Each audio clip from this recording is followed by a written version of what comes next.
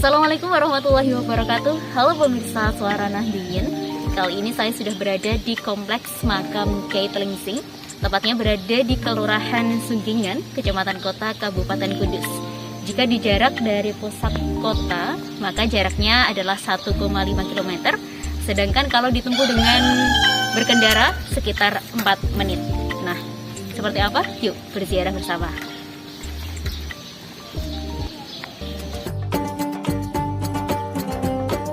Nama Kyai Tlingsing tentu sudah tidak asing lagi, khususnya bagi warga Kudus.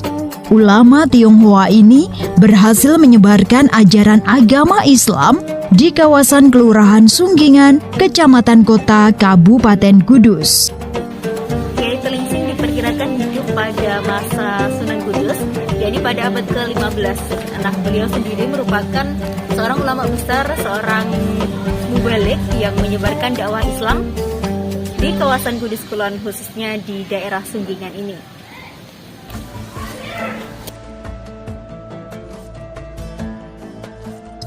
Bersama Sunan Kudus, Kyai Tlingsing melakukan aktivitas dakwah Islam.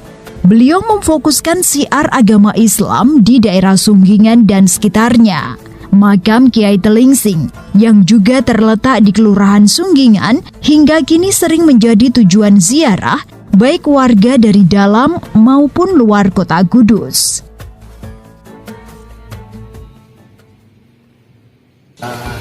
Nah, Kyai Tlingsing itu beranjak usia dewasa, maka bapaknya, romonya Mbah Kyai Tlingsing bilang, Tlingsing, kalau kamu ingin hidup bahagia dunia dan akhirat, maka datanglah kamu ke negeri saya, yaitu ke negeri Nusantara ini. Maka dengan bekal apa adanya, dia bergabung dengan Laksamana Cengho. Dia di situ jadi prajurit, Cengho. Maka berlayarlah pasukan tersebut menuju ke Nusantara. Setelah itu Cengho, kapal-kapal tersebut mendarat di daerah Semarang, dan Cengho berdiam diri di Semarang. Setelah itu Mbah Kyai Tlingsing meneruskan perjalanannya sampai ke daerah Kudus ini. Dulu sini sebelumnya bukan Kudus namanya. Terus dia langsung menuju ke menara, yang ke menara itu yang disebut Tajuk.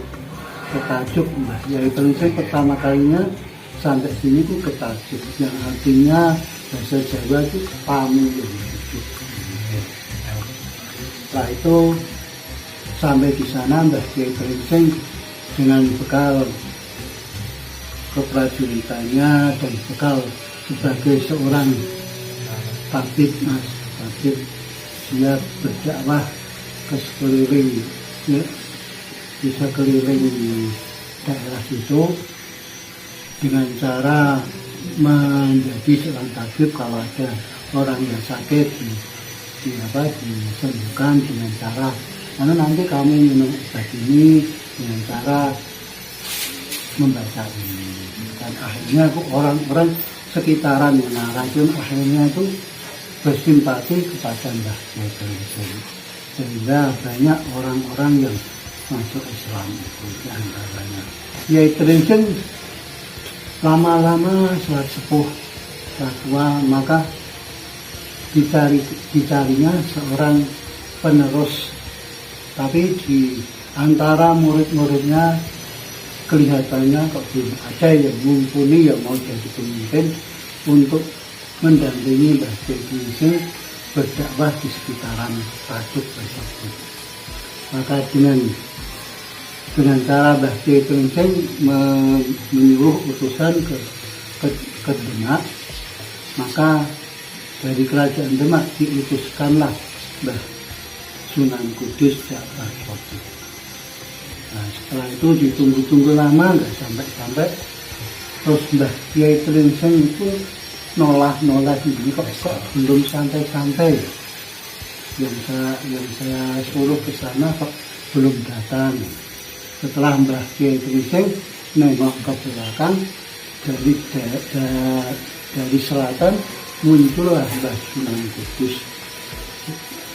Kata-kata nengok ke belakang ini disebut nangok wali, kan wali. Jadi pertemuan pertama kali Mbah Sunan Kudus sama Mbah Kiai Telingsing itu di desa Nangok Wali. Nangok Wali itu artinya ngingok wali, bahasa orang. Setelah itu kedua menyiarkan agama Islam di Kitaran Kudus. Sama kelamaan banyak orang-orang Hindu yang masuk Islam, sehingga Mbah Kiai Telingsing dan Mbah Sunan Kudus sepakat untuk tidak menyembelih sapi bagi orang Islam di sekitaran situ, karena sapi bagi orang Hindu dianggap sebagai dewa, diagung-agungkan. Maka Mbah Sunan Kudus dan Mbah Kiai Telingsing menyuruh agar tidak menyembelih sapi. Ajaran itu.